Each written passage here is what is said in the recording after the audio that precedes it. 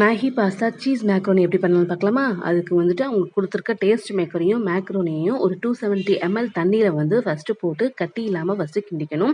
பச்சை தண்ணியில கிண்டிட்டு அதுக்கப்புறம் தான் வந்துட்டு அடுப்புல வைக்கணும்னு சொல்லியிருக்காங்க. ஸோ அத ஃபர்ஸ்ட்டு கிண்டிட்டு அடுப்புல வச்சாச்சு.